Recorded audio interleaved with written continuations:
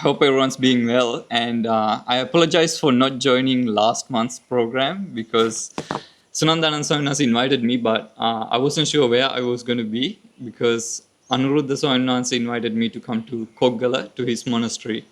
And then we went to some of the other monasteries in Sri Lanka. So, and I wasn't sure where I was going to be during the program and whether I was going to have reception there and things like that, because Anuradhapura Swaminasi planned the whole trip. So we ended up going to a number of monasteries, and it was the first time that I've been to those monasteries as well. So it was a good experience for me. And also during that time, it was raining everywhere else in Sri Lanka, but in the monasteries that we went to or the areas that we were at, it wasn't raining at all. So it was sunny, it was good weather. So, and I'm guessing it's very cold there now in Melbourne, right? Yeah, it's very cold. Yeah. So Anuradhapura, when I came in March, it was very, very hot, like 38 degrees hot. And then now these days it's actually very good, like around maybe 32 max.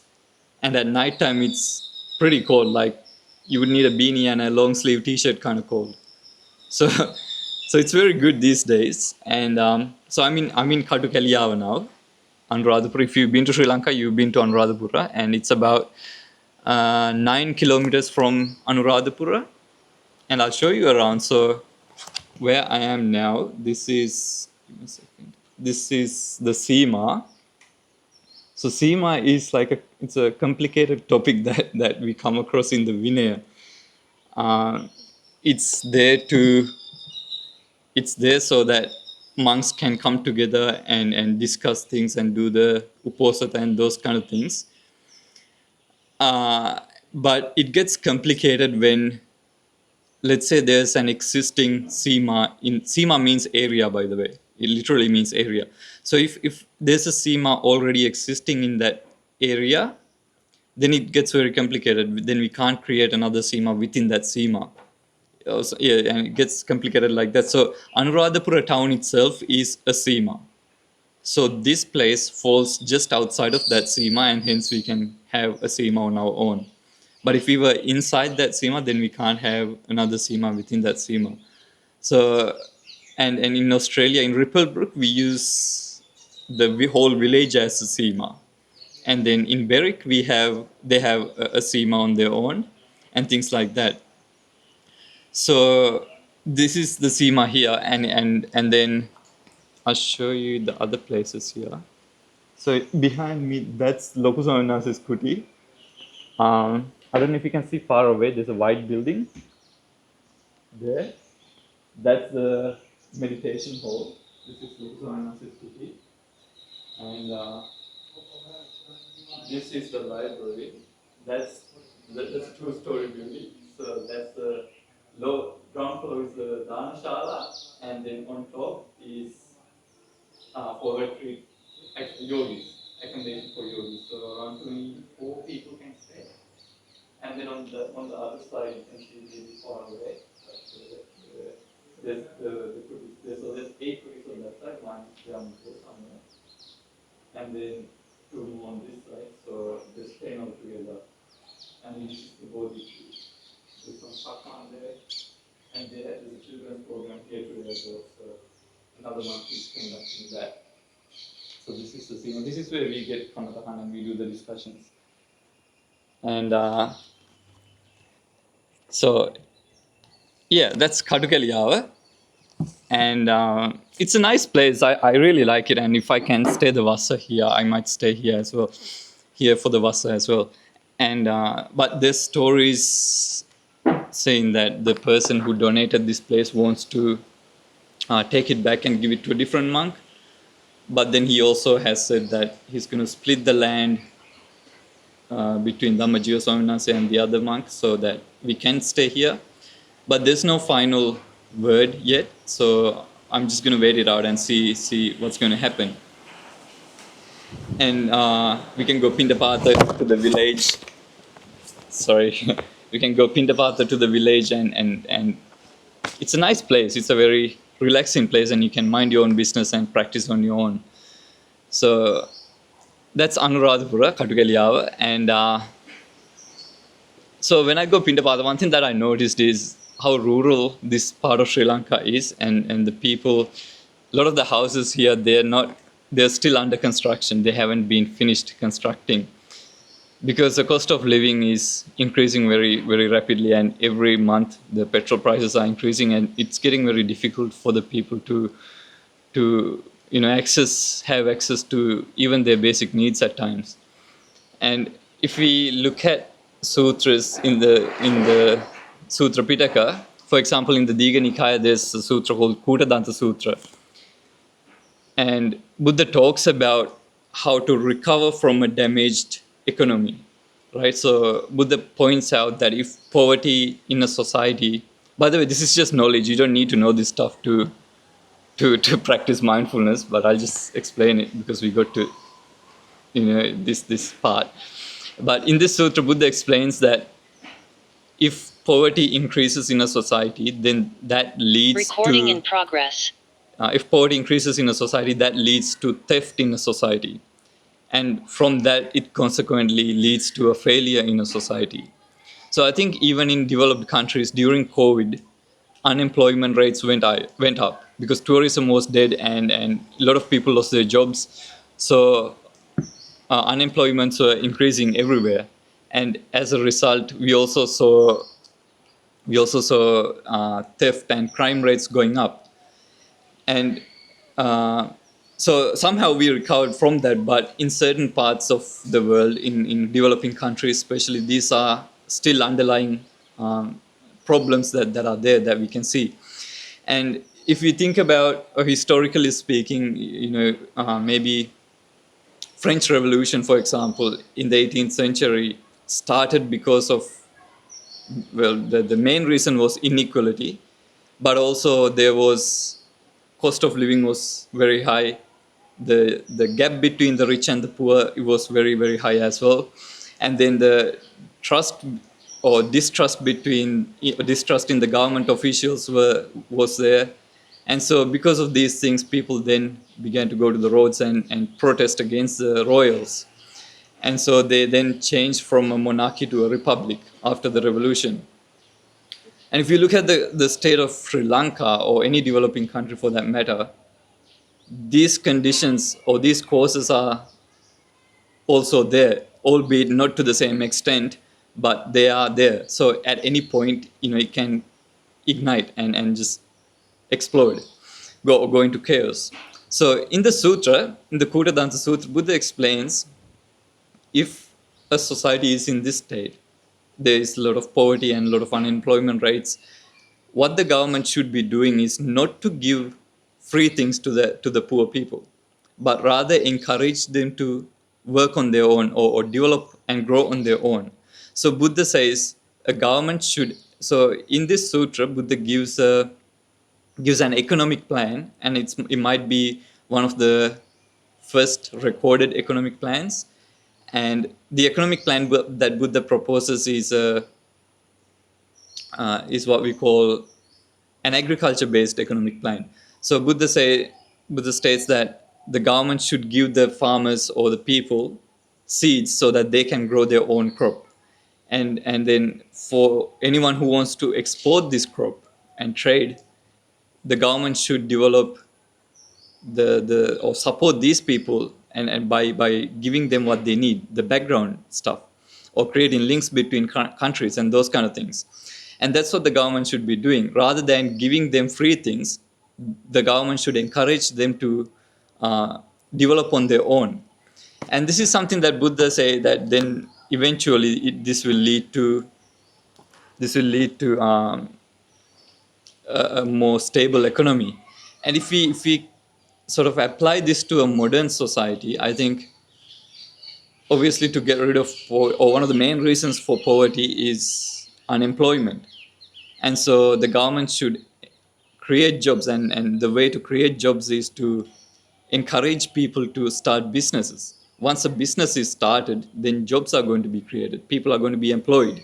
So the government should support or encourage people to start businesses.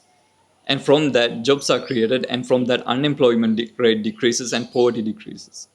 So that's sort of the plan that Buddha points out in this sutra, and these sort of teachings are also there in the Buddha's teachings, but because they don't directly relate to our practice, we don't really talk about them. But if you want to study these things, they, you know, the monks who have studied these things, they give Dhamma talks, you know, just on these sutras and how to develop the economy, these kind of things. And like I said, so people do a revolution to change their state of life, right? So maybe the ruling, the way they are ruled, the government, they do a revolution to change the government. And Buddha himself, I think, was or did a revolution himself. But the Buddha's revolution, I think, differs in the sense that Buddha did a revolution to change the mindset of the people, not the way they are controlled or not the way they are ruled. So Buddha's teachings, I'll give few examples of this, right? So India at the time was a society, male dominant society, right? And in the teachings of the Buddha, for example, in the story of Kundalakesi in the Dhammapada, it is shown that a woman can also be wiser than a man. So not just equal, but also wiser than men.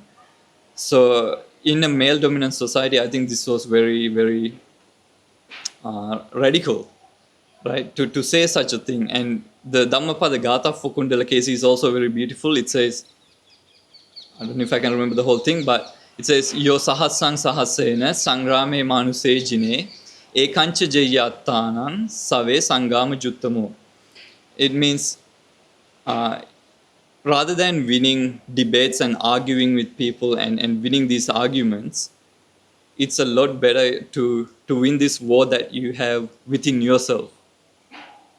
And this is true with not just these arguments and debates, but also with everything else that we do, right? We can have conflicts at workplace or in our family or even between countries. But if you personally have not won the war that you have with your mind, then there's no point having these wars or conflicts or winning these conflicts that you have externally, because they don't mean anything, right? Because within you, you are suffering, or you have these fluctuations in the mind. You have anger, frustration, regret, guilt. All these defilements are within you. And if you have these things within you, you have not the war that you have with yourself. So Buddha points out that it is better to win the war that you have within yourself, and rather than to win the war externally. In the Bhagavad Gita, uh, there's a very similar story. The story is very similar. It says this person named Arjuna goes to a war with a relative of his, and he goes to the battlefield, and then with his driver, who is Krishna, and then he sees his teachers, his parents, his not parents, his relatives and his cousins and things like that, and he says to Krishna, his driver, that I can't kill them. You know, these people are my relatives. And then Krishna says, for the sake of Dhamma, you have to kill them. And what he means by that is, this war symbolizes the war within us, right? That we have within our mind. And killing them means to destroy the attachment that we have with these people. So that's what Krishna is saying. For the sake of Dhamma, you have to kill them. And it doesn't mean physically kill them. It means to get rid of the attachment that you have with them. And so in the Kundalakesi story, like I said, Buddha points out, or in Buddhism, it points out that the gender equality, right? So women can actually be wiser than men. And then secondly, Buddha has pointed out that, you know, in India at the time, people had castes, right? So only the highest caste people had access to education and things like that. And Buddha pointed out that no one becomes a higher caste or lower caste by birth. They become higher caste or lower caste by the things that they do. So if a person is dishonest, if a person is stealing, lying to others, such a person is lower caste. And if a person is honest, if a person is doing good to the society, doing good to themselves, such a person is of higher caste. And there's an instant where a person wins this war within himself, And then Buddha says this person is suitable to be called either a Brahmin, a Shramana, or even a Bhikkhu, because he has done what he needs to do.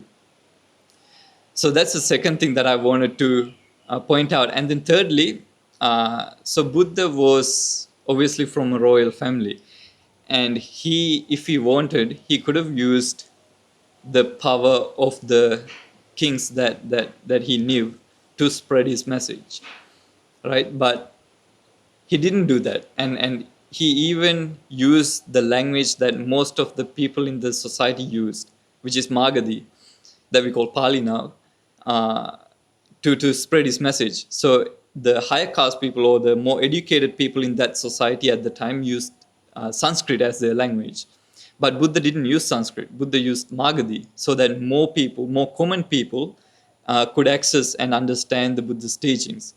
And he didn't use, he spoke with the kings, he had these connections with the kings, but he never used the power of that these kings had to spread his message. This I think also is a very special quality of the Buddha. And then the next point that I want to point out is about how Buddha encouraged people to question the religions of the society. Right? So if you remember, we probably don't remember, but last year in June, so exactly 1 year ago, in the program, I explained the sutra, Chula Hattipadopam Sutra. So the footprint of the elephant. And we talked about how Buddha says, oh, these two people meet, right? And they discuss how different people go to the Buddha and they debate with the Buddha, and afterwards they become a student of the Buddha or a follower of the Buddha. And seeing this person becomes faithful to the Buddha and becomes a follower of the Buddha. The second person, who is a friend of this other person, hears this story and then becomes a follower of the Buddha. So the first one sees these famous people, educated people, becoming a student of the Buddha and then becomes a student of the Buddha. And the second person hears his story and then becomes a student of the Buddha. So when he goes to the Buddha and explains this, Buddha says this is not the way that you should be believing in things. And Buddha says when you go to a forest and you see a footprint, you can't come to the conclusion that there's going to be a massive elephant in that forest. Because an elephant can have a big footprint, but the elephant itself might be short. And then Buddha encourages you to keep going and keep going deeper into the jungle so that you can see more and more hints. And eventually, when you finally see the elephant itself, that's when you can come to the conclusion that there's an elephant in that forest. So similarly, in these sutras, Buddha encouraged people to question the teachings that people teach them. Right? There's a sutra called Kalama Sutra where Buddha points out 10 different points, and Buddha says just because it's in the literature, it's in the books, you don't have to believe it. Just because people in the society, majority of the people in the society believe it, you don't have to believe it. Just because it's logically correct, you don't have to believe it. Right? And he even goes to say that if just because of the respect that you have for your teacher, you don't have to believe it. Right? So Buddha encourages you to practice the teaching and then come to a conclusion of finding out what is right and what is wrong. So not to believe things blindly, but rather by questioning and practicing, then you can come to a conclusion of whether this is right or this is wrong. And the last one that I want to point out, which is my favorite, it's in the Bhramajala Sutra. That's the first sutra in the Digha Nikaya. And Buddha states that, let's say a person says something bad about the Buddha's teachings. Let's say he's going around saying that this is not right, this is fake, this is just based on blind faith, etc., whatever. Buddha says, if a person is going around saying these things, you shouldn't get angry at this person, right? So someone's saying very bad things about Buddhism, and Buddha says not to get angry at this person. And then on the other side, Buddha says, if a person is saying nice things about the Buddha and the Buddha's teachings, if a person is saying good things about the Buddha's teachings, Buddha says not to get excited and happy about that either. Right? So, because in both cases, you are attached to the teachings. Right? This teaching that Buddha gave is there to get rid of the attachments that we have. And if at some point you are attached to the teaching itself, that means you've taken the wrong turn. Right? So another way to explain that is, we start this practice to get rid of the burdens that we have in our mind, right? And if at some point this practice itself becomes a burden, then that means you've taken the wrong turn. You've gotten attached to the teachings itself. So in this sutra, Buddha says that, just because a person is saying bad things, you don't have to worry. No point getting angry at that person. And there's a story, and I'll share it with you. And there's different versions of this story, but I'll share the version that I heard.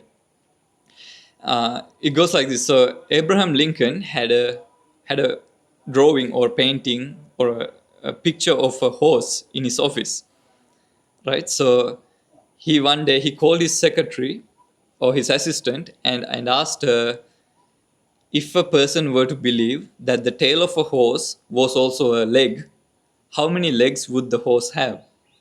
So, right? So the assistant, without thinking, said that the horse would have 5 legs. And then Lincoln said to her that just because people think that just because people think that tail of a horse is a leg, the horses only have 4 legs, right? So Lincoln said that just because whatever people thinks, it doesn't change the fact that horses only have 4 legs. So similarly, Buddhism is Buddhism, right? It doesn't matter what people say about it, or it doesn't matter what people think about it. If a person practices the Buddha's teachings, if a person practices the mindfulness, it doesn't matter what gender they are, it doesn't matter what race they are, it doesn't matter what religion they are, their mind becomes peaceful. They begin to experience the peace, the exact same peace that Buddha experienced 2,600 years ago. It's the same one. And this is what makes the Buddha's teachings special, right? And so these are some of the points that I see in Buddhism that makes the Buddha's teachings a revolution, something radical in that society, right? And overall, I think if you look at the Buddha's life, he was a person who was living ahead of his times, right? So in art or in music, sometimes we say these people lived not in that generation. They should be living in the future, right? Because their music, people begin to listen to their music, or people begin to understand what they were saying about 100 years later. And I think the Buddha was such a person, because if you read the Parinibbana Sutra, it explains that people didn't even offer the Buddha water, right? This is an old person, 80-year-old person asking for some water, and people refused to give water to the Buddha because they didn't understand what the Buddha was saying. Or in other words, they were too attached to the traditions or the culture in that society. And so Buddha was a person who was living ahead of his times. And I was reading this book. It's called Prabuddha. It's a poem, and it's by Mahagamasekara. It's a poem, and the name of it is Prabuddha. And it starts off by saying that people of this generation will not understand the content in this poem. Only the future generations will understand the content in this poem. And this person lived, I think, maybe 2 generations ago. And now people, when I read it, I understand this was a person who had understood the Buddha's teachings. Because in this poem, he talks about the mind, about liberating from the mind. And he had actually pointed out in the beginning that no one in this generation will understand what I'm saying, but in the future people will accept and appreciate these teachings that are in this book.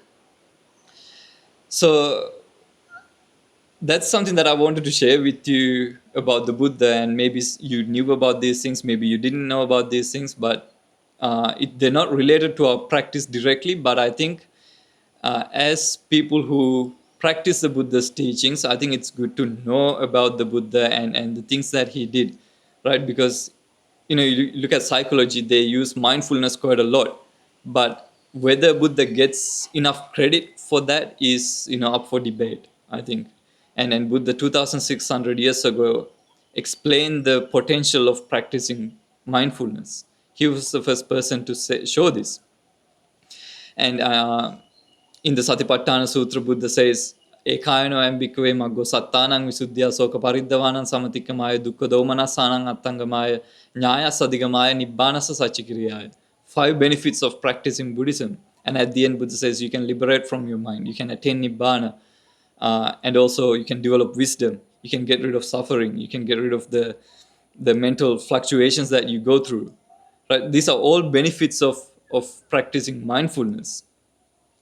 So whether Buddha gets enough credit for these things is, I think up for debate. And there's a sutra. So in the flyer that you guys made for this program, I saw the flyer, which is, by the way, very much better than the ones that I made.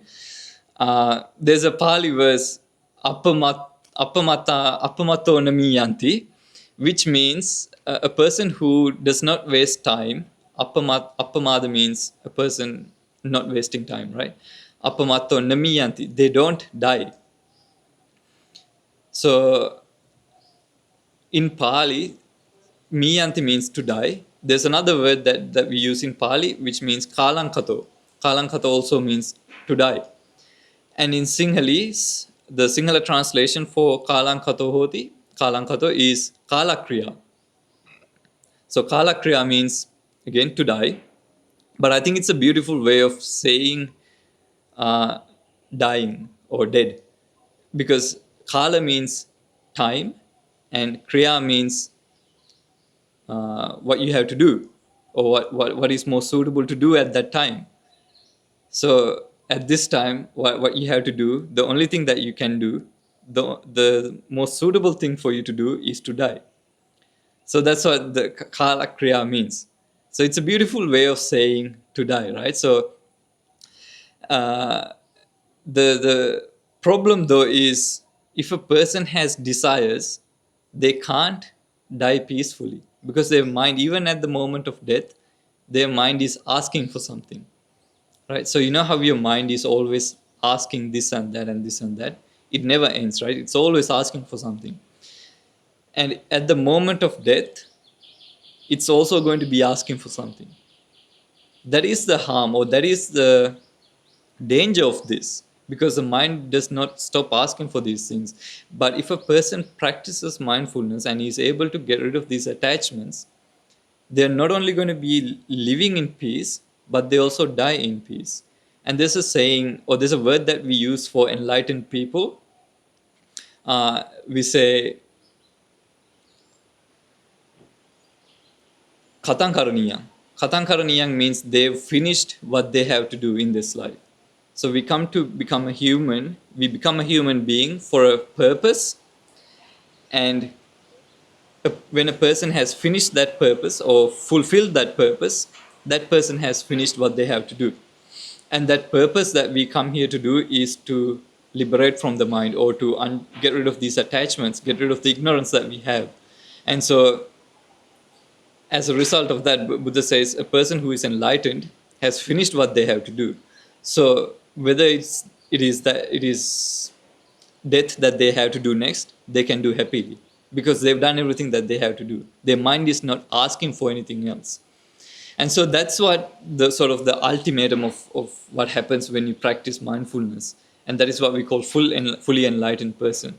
A person who has done what they have to do in this life.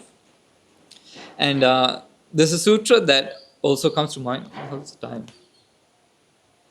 Okay, so we still have a bit more time, so I'll talk about this other sutra. It's a short sutra. It's called Tana Sutra, and I think I briefly explained about this a while ago. In this sutra, Buddha says there's 5 things that people should contemplate again and again and again. 4 different types of people. So, Ityava, Purusenava, Gahatenava, Pabhajitenava. A girl, a boy, or male or female, gahatenawa pabujitenawa, lay people, monks, it doesn't matter. Everyone should contemplate these 5 things. And the first one is that I'm going to get old in this life, I'm going to get sick, I'm going to die. And then the fourth one is there's a big impact from the karma in my life. So karma has a big impact on my life. That's the fourth one. And then the fifth one is sabbehi me piyehi manapehi nana bhavo vinabhavoti abhinam paccavekki tabbang. I'm going to have to let go of these things that I love. That's the fifth one. So these 5 things. So the first one was I'm going to grow old, I'm going to get sick, I'm going to die. Karma has a big impact on my life. And then the fifth one is I'm going to have to let go of the things that I love. So the reason that Buddha tells us to contemplate these 5 things. And if you think about this, right? If you tell, or if you go and tell someone that you're thinking about these things, they will straight away tell you to stop thinking about these things, because they consider in the society that these things are negative. These are bad things. You shouldn't think about these things. But enlightened people, Buddhists, tell us to think about these things. Not just once, but again and again and again. Abhinna means again and again. So contemplate these things again and again, because the reason society tells us to not think about these things is because they don't have an answer to these things. The reason enlightened people tell us to think about these things is because they have found a solution to these things.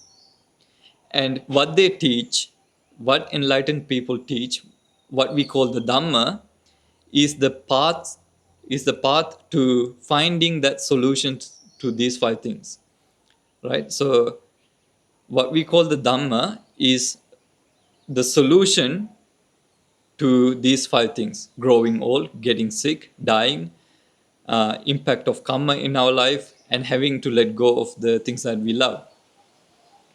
And there was this thing that I did. So, in Ripplebrook, we have a lot of foreign monks who visit, and they do retreats and things like that. So when they come and stay and we get to talk, I sometimes ask them, how did they come across the Dhamma? Because for us, we live in Sri Lanka, and we have a Buddhist background. But these monks, they didn't live in that background. And so I'm curious to know how they came across the teachings of the Buddha. And when they when they tell me their story, one thing that I noticed is that we can apply, or we can sort of see a connection with their story with this sutra, because whatever the story that they said, it can be linked with one of these points or more of these points, these 5 points that I just talked about. And it's the same with my life. So when I think about how I came across the Buddha's teachings, I can see that I started to think about, because there was someone who was my age, and she died from cancer when I was 20 years old. So I then began to think, okay, what if this was me? What have I done in my life? So I began to think about this, and I began to find a solution to this. I didn't know what I was looking for, but I went looking for something. And for 2 years I was doing random things. I don't know what I was doing, because I didn't know what to look for. But what I'm trying to say is, if a person is practicing the teachings of the Buddha, what I've found is that they have understood these 5 points. These 5 points are linked to one another, and if a person understands one of them, they understand the other 4. So if a person understands one of these things, they come across the Buddha's teachings. They begin to sense what they have to do. And Buddha says this in the sutra. If a person practices or contemplates these 5 points, at the end Buddha says 2 words, maggo sanjayati, which means they begin to feel what they have to do in this life, or what they have to do to liberate from this cycle of samsara. And so that's what I found. These monks who didn't even have, probably hasn't even seen a monk in their life, but they were contemplating about one of these points, and they somehow came across the Buddha's teachings, and now they are practicing. They have found a teacher, and they have found a way to practice the Buddha's teachings, and they practice now, which I think is an interesting thing, because Buddha points out, okay, these 5 things, you just have to contemplate them, and it doesn't mean you just repeat like a parrot, right? You have to really understand deeply what it's saying, and then contemplate it, because that's how you sort of apply it to your life. Okay, so that's sort of all that I have planned, that I wanted to explain. If you guys want to ask any questions or want to share anything, you can ask.